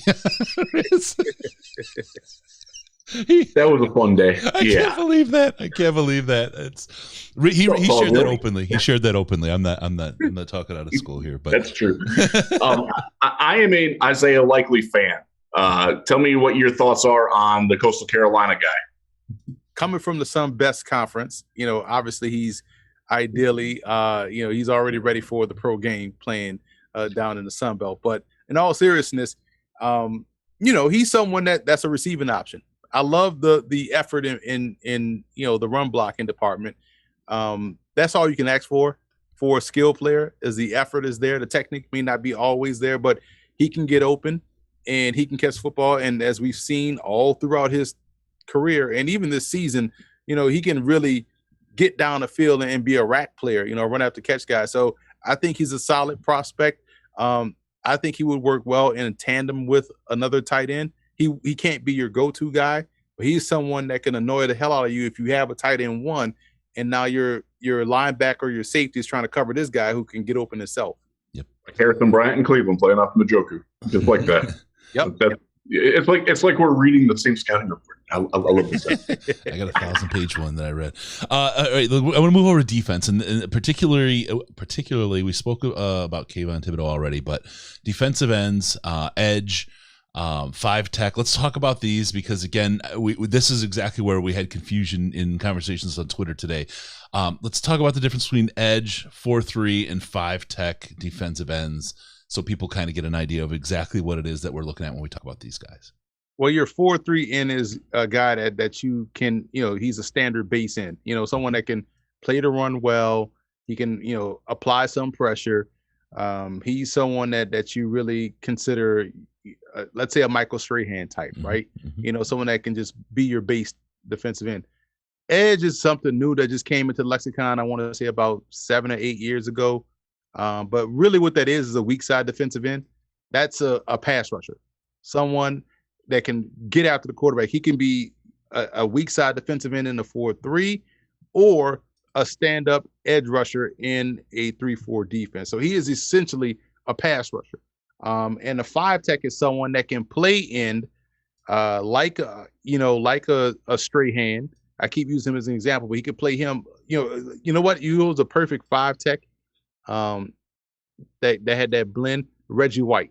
He could be big enough to where you could have him over the guards, but he was also athletic enough to where he can be out over the tackle, or he can be in between both and cause a problem. So that's what a five tech is. Someone that can be an end, but in a 3-4 can play a little bit of a tackle role, but he's still technically an end. Yep. All right, there's a couple guys I want to talk about here, and this is let's first go to the five tech ends because this is a guy a lot of people draft Twitter's talked about. Lions draft Twitter. Trayvon Walker at 2. You've got him at 2 for a five tech behind Cameron Thomas from San Diego State. I'm not going to say I think you might not like Georgia guys, but we're going to bring up another one here in a little bit that's going to surprise some people. Talk about Cameron Thomas and why you put him above Trayvon Walker. I didn't realize Cameron Thomas was someone that no one is talking about. You figure with Detroit. The amount of times he's in the backfield and how disruptive he is up front and how good of a defense San Diego State has, you're like, wow, why isn't this guy being talked about as a first round pick or a high second round pick? He's lengthy, he's disruptive, he's athletic. Even if he can't get back to disrupt the play in the backfield, he's active at the line of scrimmage. I think he's exactly what you want. Playing with length, playing with athleticism, disruptive, can be moved across the front. He's worked inside. I love him attacking the inside shoulder of the tackle or the outside shoulder of the guard. I thought that's where he was at his best, and that's right where you have a 5T. So yeah, and so that's what I'm saying. Like that, because who else was good like that coming out of college? Cam Jordan. He was trying to play that same role at Cal, and so I see him. I'm like, yo, this dude it's hard to ignore what the tape tells you, and this dude can play. Yep. And like you said earlier, what you're getting out of San Diego State guys. Because they have coaching stability, their program, they have certain standards that they keep them there. Like right. It's not a program that you hear a great deal about, especially living where we do. But like they got dudes, man, all across the board, man. The receiver, tight end, corner, safety. I'm all in on San Diego State players. Yeah, a guy that seems to have been walking up the boards since the end of November, December, Jermaine Johnson from Florida State. I really, really like that guy. And there was a point when it looked like, hey, maybe we could kind of think about someone like him at 32. Doesn't feel like there's any chance now. There's no chance at all of him falling that far. Talk about Jermaine Johnson a little bit, what he brings as an edge rusher. I think he's better as an edge. When he doesn't have to really get off the ball and get off blocks right away, when he could just be twitched up and go, I think that's where he's best suited. And he showed this year that, hey, even though he was their best pass rusher, he still was able to be productive, and he was able to rush on both ends. So someone that's versatile, still is growing in the right direction. And I'm glad he had the breakout year, because I kind of wanted him to be at Georgia still, but he had to go do what he had to do and went to Florida State and really stood out at that program. Absolutely. All right, so you're standing there. Let's take Kayvon and Aiden Hutchinson off the table. You're looking at Jermaine Johnson, George Karlaftis, Isaiah Chambers, Cameron Thomas, Trayvon Walker. You're the Detroit Boye Lions. Mafe fits in there. There's a lot of dudes. Well, I'm trying to keep Logan it to the Hall. top of Emery's world, right? Where he's got his big guys here. You got to pick between those for the Lions scheme, Lions fit. Who do you think is the guy? If it's not Aiden or it's not Kayvon, where do they land him? I'd say they probably, judging by, the coaching staff, I say Karlaftis would be the better fit for Detroit. Productive, effective, stepped in to Purdue as a 5-star, started as a freshman, so he can play. And he is being underrated. How Kerrigan was when he was coming out of Purdue, it's like, man, all this dude does is get sacks. He had double-digit sacks. Not saying Karlaftis had the same production, but it was obvious that this dude can play. He's a great pass rusher. I think Karlaftis would be a good fit for Detroit. My second choice probably would be Johnson because he's twitched up. But Detroit's defense isn't necessarily, conducive to him to where he can have success. So it probably would have to go Walker. But I would probably go Karlaftis. I think the coaching staff would just love Karlaftis. There you go. All right. I want to get to the biggest controversy, I think, for Lions fans in the rankings. Inside linebackers, and Nakobe Dean is number 4. And I have people today saying take him 2 overall. And a lot of people tell me to take him at 2 overall. Yeah, it's been a crazy day for Nakobe Dean fans. And again, we're not saying you don't like Georgia or guys from Georgia, but like Chad Muma, he's a guy we like a lot. Really like him. You have him up top. Talk about why Nakobe Dean's not at the top of your list. What's missing from his game, and then we'll talk about Chad Muma after that a little bit. It's the fact that other guys are more athletic, and that's the biggest key. Tindall, to be honest, Channing Tindall is more athletic than Nakobe Dean. Yep. Walker is more athletic than Dean. I love Quay Walker for Detroit in the second round at 34 if they're going linebacker. Right. If they're going to go over, you could look at someone that could play all 3 positions in Troy Anderson. Yeah. That's another one that would be an ideal fit. So much better athlete with more thighs. Exactly. And bingo. And, the things that you like about Dean, the instincts, the ability to really pinpoint where to go, Anderson has the same things because Anderson was an offensive guy. So he's kind of like that Devin White type deal where he played running back, played quarterback, kind of understands what's about to happen and is able to get there athletically. Dean is smart. Dean is good. But the athleticism, I think, is a little bit limiting for him. So that's why, he is not as high on my inside linebacker list as other guys are. And DeMarco Jackson out of App State. Yeah, it's like when I was studying Max Mitchell, and I'm like, man, something wrong with my film because this dude is like moving at 4 times the speed. So I closed out, reboot it, and I'm like, that's just how fast he is, and he is explosively fast. So that's a little bit of me, grading the tape, but also understanding while I'm grading what is working in the NFL. So when we heard those things about Dean perhaps falling, that's probably why, because it's the athleticism that's going to be knocking him down. It's not saying he can't play. He may even be there at 32, in which you do select Nakobe Dean, right? Because there's value now. But if we're talking about the top tier of the first round, you're talking about special athletes in addition to special players. Right. Okay. Let's talk about Muma a little bit because this is a guy that I don't think gets enough love. He went to Wyoming, didn't play a lot of competition, but we've seen him. He can play.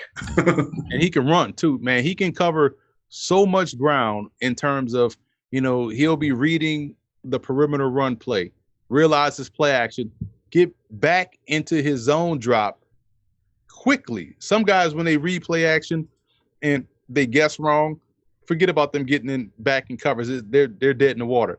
But this dude can recover. He's athletic. He can run with backs. He can run with tight ends. He can carry that cover 2 right down the middle of the field, down the seam. He is legit athletic. And that's what plays nowadays. He can run. The upside is there because he still has some, rough edges around his game. but that can be smoothed out, I feel as though, but you can't coach and can't teach speed, athleticism. He has that in spades, and he also can play. Yep. There you go. All right. Troy Anderson, we talked about him and your outside linebackers. Let's get into cornerbacks really quick. We've got three types here. Never have enough corner. Never. Yeah, no, we saw it in the Lions last year. You can never have enough corners. I mean, we were picking up, the corpse of players to try to put somebody on the field. And if you go back and look at my guy last year, I had a high grade on Jacobs, who ended up undrafted and starring. Jerry Jacobs is a big friend. He's been on the show several times. He's good. We're tight with Jerry. So seatbelt gang, baby. Yeah. He's our guy. He is our guy. That's awesome. Yeah, check Twitter this weekend, by the way, everyone. Don't forget. All right. Yeah. So we have cornerbacks. You got boundary, you got field corners, and you have slot corners. I think slot corners is kind of self-identifying as a slot receiver. So help us with the boundary and the field corners, and what's the difference between those guys? Well, this is more along the lines of the college game too, because in my opinion, a boundary corner is the same thing as a split end. That's your number one guy. That's the guy that doesn't need safety help over top. Field guy is probably the more athletic of the two, and he's covering a little bit more field, so to speak. Mm-hmm. So he's going to need that safety help. He may not be as technically sound as the boundary guy, but he's able to run. He's athletic, and sometimes you can have guys that can do both. Right. But in the NFL, the game is played right in the middle of the field, so it really eliminates boundary and field side. But you have those tags in my guide to let you know, I think this guy can be on your number one. There you go. And talk about, speaking of the guide, footballgameplan.com. Go on over, get the draft guide, and it's only $12. We got Crew Dog here in the chat. Just bought your draft guide, Emery. Thank you. Go pick those up. I'm telling you, you'll love it. You'll be so happy. You will be the most educated draftnik this side of Mel Kiper. I don't know. You'll be looking, where the hell is Miles College at? Exactly. All right. I want to talk about there's a guy whose name is big. A lot of people talking about it in Detroit land. Sauce Gardner. He's number 2 on your boundary cornerbacks behind a guy named Kaiir Elam from Florida. Florida, not a big school this year, right? Not a big impact. Have a new coach coming next year, right? That's how great things were in Florida. I only know really well because my son's accepted as a Gator, just for those who didn't hear it last time. Anyway, cornerback Kaiir Elam. Let's talk about him first and then get into Sauce Gardner and what those guys bring to the game. Well, Kaiir is someone that really put the clamps on a lot of number one receivers. Except at Stanford. Stanford, it was really getting in there. Stanford has their receiver, Montreal Washington. Stanford was really giving Florida the business. But anytime Elam was lined up on Washington when he drew that assignment, he didn't have success. Just like when you go watch the Bama game. He played great against Alabama. Yeah. Exactly. Great game, right? Williams didn't have as much success. So he is the reason why I think he should be talked about in the same breath as the Stingleys and the Gardners. He's tall, but you see his fluidity and athleticism like he's a 5'10" guy. You realize he's 6'1", so he's got long arms. He can press. He can mirror and match.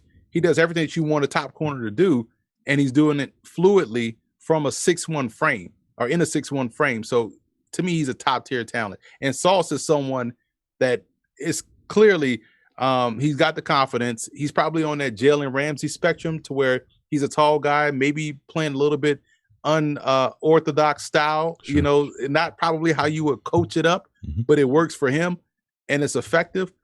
The biggest thing for him is the obvious thing is probably the weight.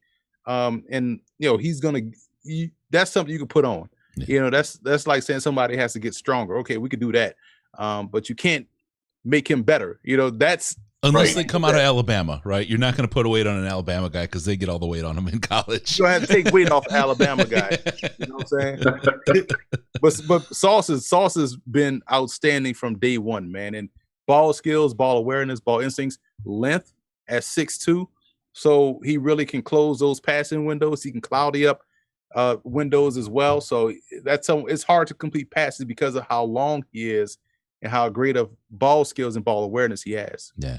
I'll tell you just really quick, harkening back to Jerry Jacobs, who you called out last year and who we watched. I really, you talked about that kind of fluidity.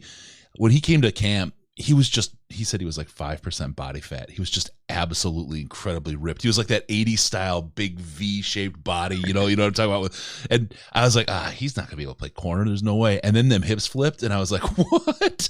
It was I did not expect anything that I saw about his ability to move. And watching NFL players over the years and how they can flex now for their size and their ability to move, I have to shake a lot of old kind of constructs out of my brain, because it's a completely different player, and every year they just keep growing and changing the things that they can do, and it's hard. You got to shake away some of those old biases.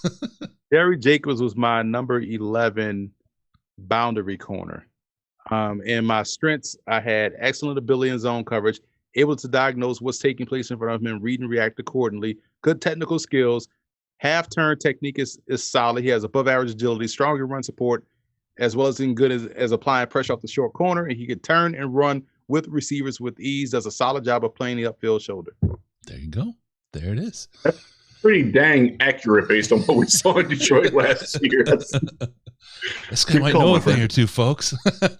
Go on over to footballgameplan.com. Get that draft guide. It's only $12. It's the best $12 you'll spend all week.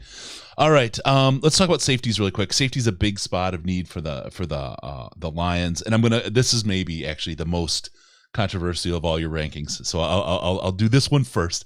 But let's before we get into it, let's talk about safety. Is free safety, strong safety, and combo safety.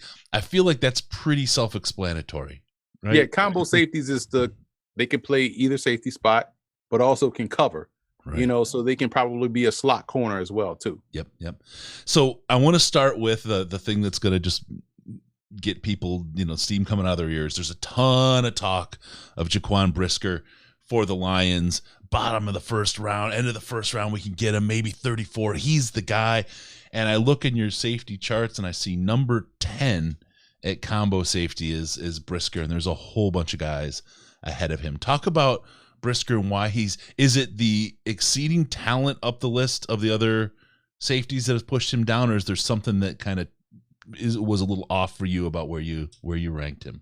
With Brisker, and I'm pulling up his scouting report now, I know his name has been hot for a while. And so you love the football talent. Yeah. But when you're talking about, play speed and, making plays, I think he makes the plays that you expect him to make. You would want a safety in a first round type situation that people are talking to make those plays outside of what you're supposed to do, and I feel like he doesn't make enough of those. And I'm looking at his areas of improvement. He has good, not great speed, and explosiveness is just about average. So, if he's playing back deep in a split safety look, his eyes can get influenced, causing a little bit of hesitance, which we know any half second of hesitance that's a big play over your head in the passing game. That's why we need a safety better than Will Harris right now. There you go. So you need someone that really can stay disciplined. You need someone that can really be as disciplined as you need a safety to be.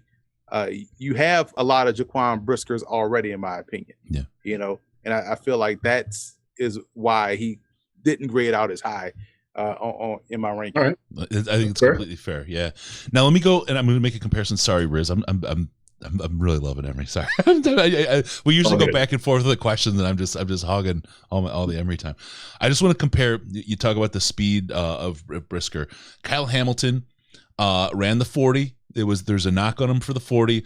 Lions fans still feel the burning sensation and itching from Tease Tabor being slow, and they're like, oh man, we can't do it. We're out on Kyle. But in your guide, you talk about Kyle and how fast he plays, and I think there's this GPS speed and play speed versus track speed. Help me kind of figure out why Kyle's up at the top, and while he's the free safety, and you got Jaquan down there, number 10, and it feels like we're hearing they're about the same speed wise. We lost Emery. He froze. Mm. He'll be back.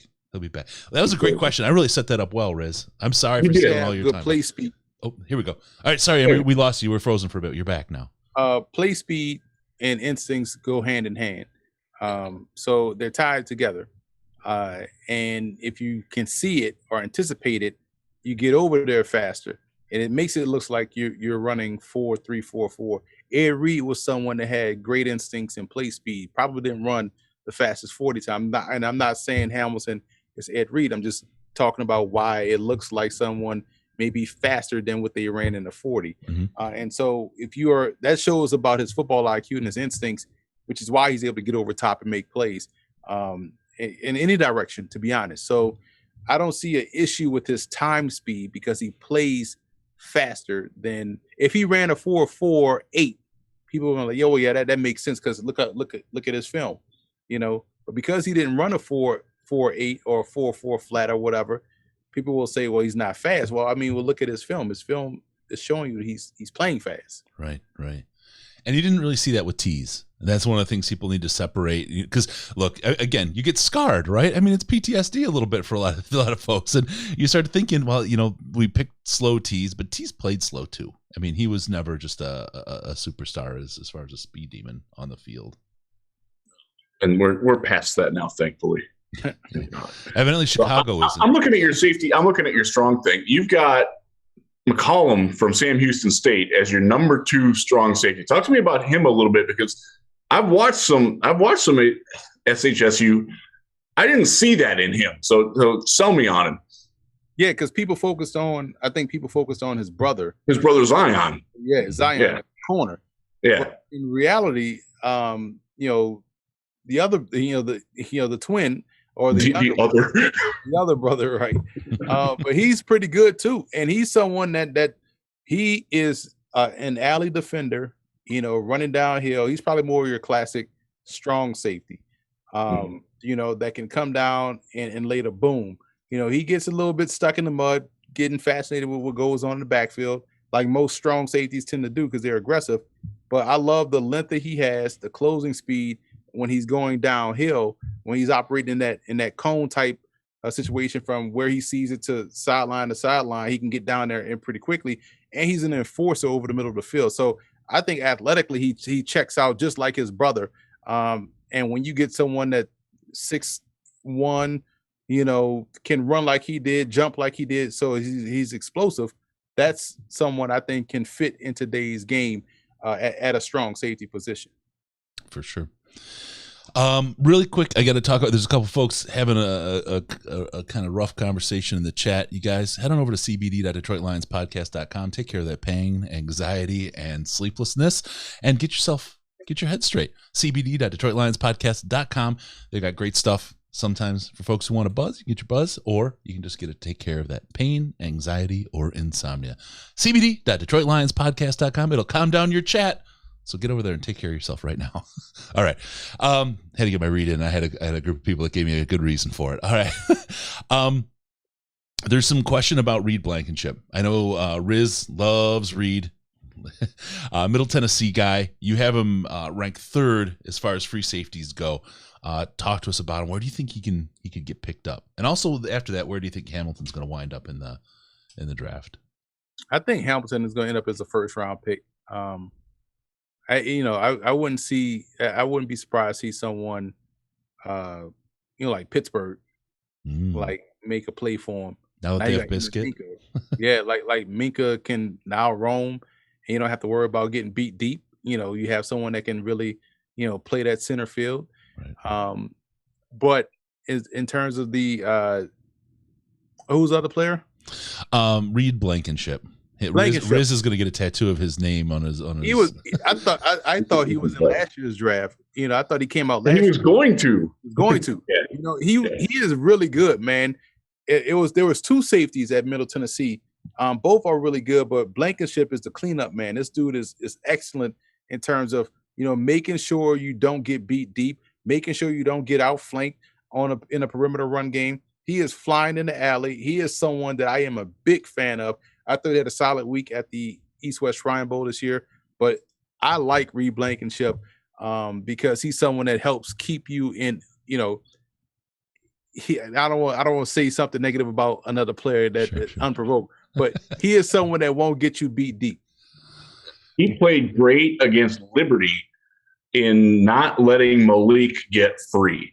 And I thought, and that was, they weren't necessarily using it as a spy, but you could see like the principles, like you just talked about. Like he understood, like I talk about football geometry all the time. He understands angles. He understands his responsibility. He understands also, like maybe this linebacker in front of me, I think he's going to jump out here, so I'm gonna hedge this way.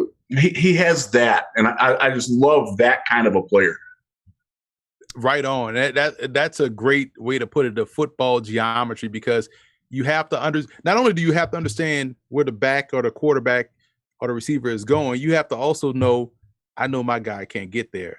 Right. So I got to help him out. I know he may be steamrolling toward that way, but I know what his speed look like. I see it every day. I'm going to just help him out, just kind of give him a little buffer zone too, and try to help beat to help him make that tackle, make that play. That's a great point.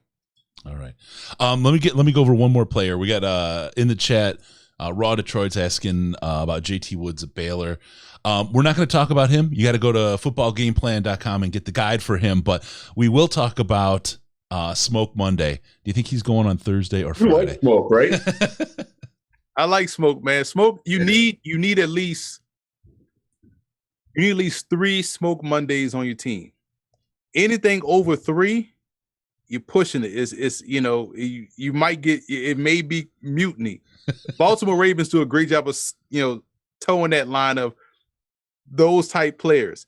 You love the aggressiveness, you love the don't give a F-ness, but you can only have 3. If you have anything more than 3, it's gonna be chaos. You can't have that many players like Smoke Monday on your team, but you need Smoke Mondays on your team. And I just love the enthusiasm in which he plays with. He's another one of these enforcers. He could have way more picks if he just picks his head up and focuses on the ball instead of the knockout blow. But I'm a big fan of him and how he plays, because you need that on defense. Riz, I think this is the next time the 3 of us are in the same place at the same time. We have to talk about the intersection of Smoke Monday theory and dude theory, because I think there is an intersection on both of those. I like it. I like the way that Emery put that. Yeah. I want to ask you real quick about Roger McCreary. Does his length or lack thereof bother you?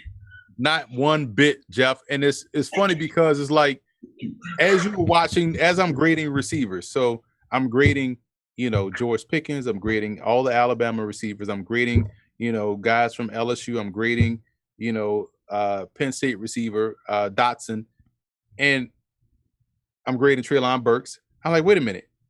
They're having their worst game against a dude from Auburn. Why is he not number 1 overall? Why is he not in the top 5? I don't care how small his arms are. Maybe if he had longer arms, he had more interceptions. But damn, he's breaking up every pass. He has him in crisis. It's like, this is the dude I want. And I have a pretty high grade on him because of his coverage skills. He's someone that travels and he can play inside. So I think McQuarrie is a first-round pick all day. I don't care what he ran. I don't care how long his arms are. I know when I watch him versus Alabama, James Williams and Mechie, when I watch him against Dotson at Penn State, and I watch him against Burks, I'm like, they're having a tough time against this dude from Auburn, and he's a legit cover guy. Big fan of his game. But we're friends, Emery. Let me remind. I could be wrong here, and I'm totally willing to be. Didn't he come in heavy at the weigh-in at the Senior Bowl? Am I remembering that right? He came in heavy, and then he came in smaller than expected, and his hands were small. Oh, that was picky. All right.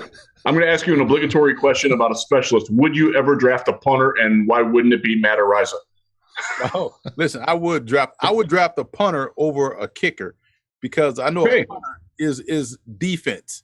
I know kickers are points, but kickers you can get inside of a kicker head. You can't get inside of a punter's head.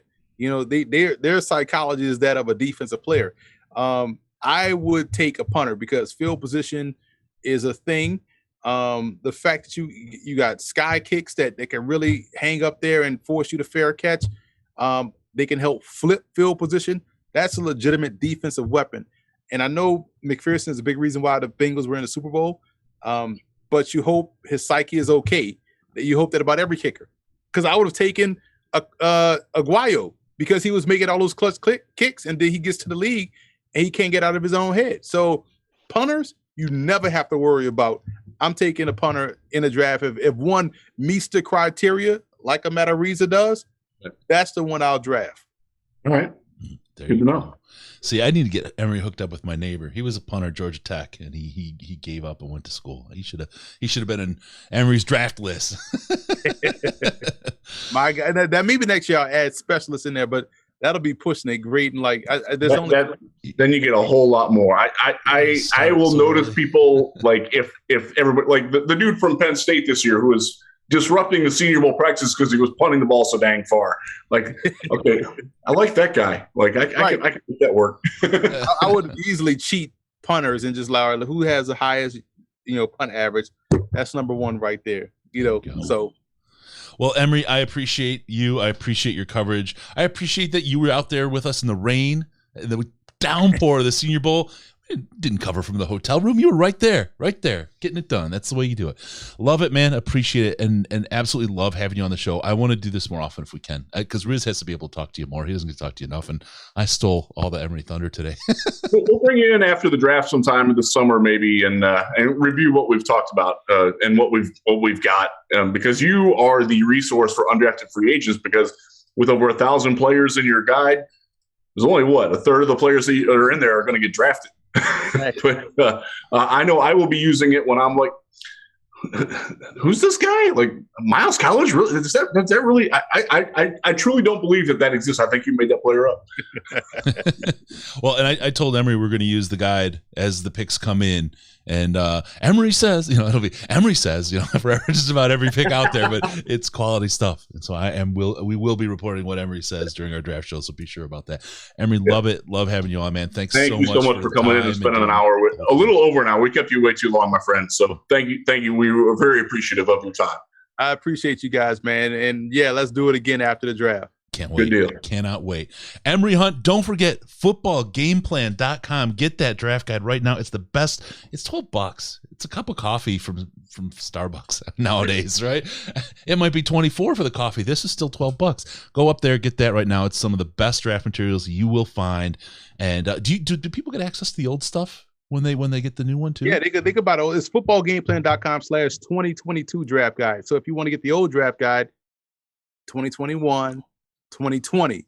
So it's this one is 2022 draft guide. So footballgameplan.com/2022 draft guide, the largest draft guide in draft guide history. No one else has this many prospects. It's well worth your money. Absolutely. Emery Hunt, CBS Sports HQ and Football Game Plan. Follow him on Twitter.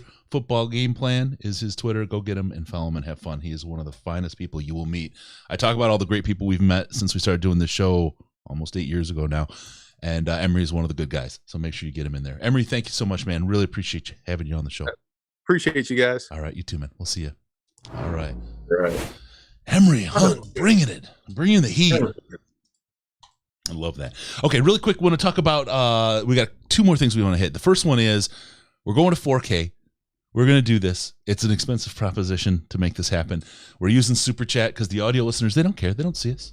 They just hear the audio. You want better view of where I'm at right now, because for whatever reason, my audio and my video have not survived this latest Windows update very well. we need to get rid of Cam. We need to do a couple other things. We got the 2 gig bandwidth here available. Clean up a bunch of stuff. We're using Super Chat money for that. So if you got it in your heart and in your wallet, hit the Super Chat, hit us up. I actually was Joe, who's one of the good guys out there. He hit me up behind the scenes. He said, hey, I don't really do the Super Chat thing. Is there another way I can do it? Absolutely. The PayPal. There's a donate button at DetroitLionsPodcast.com, or you just go to PayPal and it's Chris at DetroitLionsPodcast.com is the account. Send it to friends and family, and there's no fees or charges. I know Super Chat, YouTube keeps 30% of the money or something like that. So it's a way, if you want to do it direct, you can do that. Thank you, everyone, for helping us do this. The 4K thing is going to be gigantic because it gives us so much more real estate to work with, as well as the quality. So, all right, that was that with Emery. And then also the last thing we want to talk about that we were about to talk about, pre-draft visits. I think a guy named Geoff Razor at Lions Wire wrote something about this. And why don't you cover it here for us really quick? I think you know that guy. He's kind of twingy. I heard he might be racist. I don't know. Bad things about that guy. F that guy. I'm not going to say his name, but seriously, in the heat of that, I wanted to cave his face in. That guy is a real piece of shit. That's straight up. If you care about it, you want to find it out, go on Twitter and check out some of the conversations. I was once a very big fan of his. I am no longer a fan of his. That's all I'll say about it. A piece of shit. I mean, just virtue signaling by trying to paint someone else and potentially like ruin their career. I mean, the reputation, that's bullshit. Fuck that guy. Excuse my French. Go ahead. Let's talk about pre-draft visits. Yeah. So pre-draft visits, there's like, okay, they get 30 of them. They're called, people are calling them top 30. Mm-hmm. Don't do that. That's not what they are. It's not like you can bring in 30 undrafted prospects if you want to. Yeah. There's no rhyme or like you can bring in whoever you want to. You can bring in like your agent's son, just as a favor for it. Different teams use them different ways. We are learning what Brad Holmes and his crew are doing with them. Remember last year they were virtual, so we didn't really have a good tab on them. Right. They have they're bringing in Sauce Gardner. They're bringing in Nakobe Dean. They're bringing in Thibodeaux. They're bringing in Trayvon Walker. They're going to meet with Kenneth Walker. They're going to meet with Cameron Thomas. They're going to meet with Logan Hall from Houston, a couple other names that are out there too. LSU guys, I know they get in through Kelvin Shepard. He was, I believe he was at their pro days today. I don't know that for sure. But you'll see them. It doesn't mean that they're interested in the guy necessarily. It just means that they want to talk to him. One of the big things that they do is, especially for guys that are coming off injuries, the medical team, your own medical team, not like at the combine, it's standardized. You want to get a closer look at Derek Stingley Jr.'s list frank, which looks really damn good today at their pro day, by the way. Like you can have your own doctor look at it and your own trainer look at it and see what it's about. That's a big thing with them. The biggest thing though is they're not working out. They don't change out of like whatever they wore there. They're not getting on the field. They're not doing any workouts or anything. It's strictly forbidden for liability purposes. They're going into the film room and after they tour and they meet the coaches, they're going to be shown their own film in some cases. And like, okay, tell me, like, if you're talking to Trayvon Walker, how come you're not getting to the quarterback on this play? Walk me through why you're soft rushing. Walk me through, or with a game like Kayvon Thibodeaux, how come you're just running straight into the tackle and not using your hands? Like, explain to me, is that coached you? Is that like, do that? The other thing that they'll do, and this is something that I know when John Dorsey was running the Browns did, they would show Browns film and be like, okay, this is what we're doing on this play. Tell me what you see pre-snap. Tell me what you would read. Tell me where you think you would fit in this. That was something that they were big on at that time. Different teams use it for different things. Like I said, it doesn't necessarily indicate interest. It doesn't necessarily indicate that they're going to draft somebody. The Lions, they get 30. They have 9 draft picks. The Rams have 4 draft picks? They have 30, and I think they've used like 26 of them already. Yeah. Like, it's just ridiculous. Geoff Razor says they sometimes bring guys in to ask them about other guys, right? To get intel. Oh, absolutely. Right? That happens a lot, and that will especially when you got a guy that, you know, if you want to like not let out that you're interested in a teammate. Like let's say you're let's say you're talking about the McCollum brothers. Like you bring Zion in as the cornerback from Sam Houston, say the guy that was at the Senior Bowl, he can really play. Mm-hmm. But you really want Tristan, the safety, the brother, the one that Emery just talked about. Mm-hmm. But you don't want that to get out. So you don't bring Tristan, you just bring Zion in and like ask him like, hey, your brother, he can do this, right? Like you're on the same, that kind of stuff happens a lot. And you think about it from a psychological perspective. Would you like to play with him? Those kinds of questions. What would he bring? What would you bring together? If you were here and he were here, what would he bring and what would you bring to make this team better? Those kinds of questions starts to put somebody a little bit more at ease and allows them to give you the information you're looking for without just straight treating them like a piece of meat, right? Because you start putting that up there and if you're in an interview, and you want the job, and somebody's asking about your brother and they want to give him a job, you're not going to be working so hard on that interview anymore. You'll sell your brother, right? But it's like, come on, this is something different. So, definitely. That's the kind of stuff happens. The other thing, you're meeting all the coaches. You're going to spend time with your positional coach, time with your coordinator, and you're going to see if it's a personality fit. And I will give one unnamed example, but if you really want to know, I'll put it in the Slack later, of a player who did a pre-draft visit at a team that was very interested in. This is going back over a decade now. And they got done with their meeting with him after 3 hours, and they took his placard from their draft board and they threw it in the trash and said, nope, not drafting that guy.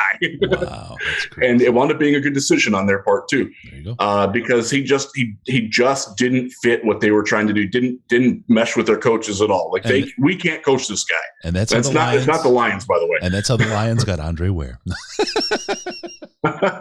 It's and that kind of stuff happens. Like, it could be a great player, but if you don't think you can coach him, if you don't think he fits in with your culture, like the Detroit Lions, we don't know exactly where they're pointed, but we do know, like, they want high effort, smart football players who can, like, buy into the being the sum of all parts better than the individuals. That's something that Dan Campbell's very big at, being cut from that same cloth, to use their phrase. Yep. They're going to know pretty quickly whether guys are cut from their cloth or not in the visits. Want to tell Doug Borman, thank you. Great content. Thanks. He says, thank you, Doug. Appreciate that. Joey, 2 times. Holmes gave Reynolds too much money to be a wide receiver 4 behind Chark, Amon-Ra, and a rookie. I think Holmes ignores wide receiver until pick 66. I disagree. Chark is a 1-year contract. He's not necessarily a long-term fix. They're figuring things out. And to be honest with you, I see them picking the guy that could replace him as a long-term piece. So you don't need 2 tomorrow or next year if Chark doesn't work out. Or the guy being number 2, because on a rookie contract, he comes in cheap. It's not going to blow up your wide receiver overall spend by drafting a guy. I think wide receiver is one of those guys that's kind of high on the list of needs for this team. And if the right guy falls, they will absolutely pull the trigger on wide receiver. I can see Joey's point though. Like, it's not a pressing day one need. Right. Like, you've got your top 3 receivers in the building already for 2022. And that like linebacker is a position that you don't draft somebody this year to use in the future. You draft them to use them now. Mm-hmm. So I kind of agree with Joey on that, honestly. I'm not sold that they're going to go wide receiver early. If their guy's there, they will. I believe. Well, I agree with that. Yeah. If they like it, if they find somebody that they really like and they think that it's right, the way Onwuzurike was last year. Like, that was a guy. If Drake London for some reason falls to 32, right? They're going to snap him up. I don't care. They're going to snap him up. Snap him up. And I don't think they're going to reach though to get somebody as at wide receiver. So I think maybe we're all together on that. That's probably more of what I would agree with Joey there, is that I don't think they're going to force it. Like, at 32 or 34, if there's a safety on the board, if there's a cornerback on the board that they like that's graded higher than the wide receiver, they're not taking the wide receiver. They're not going to force it. Yeah. Let's hope not, anyways, because that's what bad teams do. That's how you get to be the Jets. That's how you get to be the Jaguars. That's how you get to be the Texans right now. That is true. Did you see the cat? You have a cat. It's so nice. Taking a walk by my face. My cat made an appearance last week. I did Sports for CLE, the Browns video podcast, and my cat wound up being just over my shoulder the entire time. That's hilarious. All right, folks watching, please hit the like button and the subscribe and the bell, please. We appreciate when you do that. It helps us with the algorithm, helps folks find us, helps folks get the content we put out, and what we hear, people like it. So there you go. So if you can do that, like, the subscribe, the bell, all those things, we appreciate it more than you know. And we'd give you all $1 million if you did that, if we could. But unfortunately, we don't have it in our pockets. If you want to give us $1 million in super chat, we'll give you that minus 30%. All right. With that, don't forget, we're 3 weeks away from the draft only. 3 weeks away. 3 weeks from the tomorrow. Draft. Yeah. Oh my God. Next week, I got what to do. Next week, we're going to have a mock draft. We're going to go a full first round mock draft, end to end, from the Jaguars to the Lions. And we're going to do the whole thing, and we'll have some great guests on. We have such a large number of guests that we want to do this mock draft with. We're probably going to do it twice. We're probably going to do one next week and then another one the week after. We still got a ton of coverage from Colin coming up on players. Riz, I don't know if your draft will switch from week to week, but we can talk about what kind of roles we can do and what we can do with that. But I feel like we're going to do 2 of these just because there's so many good folks and mindful folks that we can bring in to do these drafts. So check that out. We've got in-depth stuff today. We'll continue with some of our in-depth coverage and our player breakdowns, as I said, from Colin, and then leading up to the draft party, which is going to be, as always, an absolute blowout. And by pick 32, I will have done Jaeger shots. What do we call it? Shots for dollars or something, whatever. And so whoever we get, I don't know how I'll be. If it'll be a raucous celebration or a whatever. I can't reel you in. I'm that's my busy work night, so I can't dial you in on that one, buddy. No, that one. And the funny thing is I have to show up for a meeting on Friday morning, so the damage will be real. Normally I have the day after off, so we'll do that. It'll be fun. All right, so we've got the draft party. We got that. Quick key off-season dates coming up. The draft in 3 weeks. Lions' first day of the off-season workout program is April 19th, ahead of the draft. So that's folks coming in and doing that draft. And that one specifically is for guys that are coming off of injury. Yes. Players that are like Jerry will be there. Okuda will be there. Yep. It's not for your healthy players that are coming back. Check our Twitter this weekend at DET Lions Podcast. Check it. And if you want Jerry Jacobs too, you'll see. Just check Jerry. Just watch. Ours too. Don't short sell ours. All right. The draft, of course, the 20th through the 30th. The second time that you've yelled at me about that. We got to work on your marketing skills.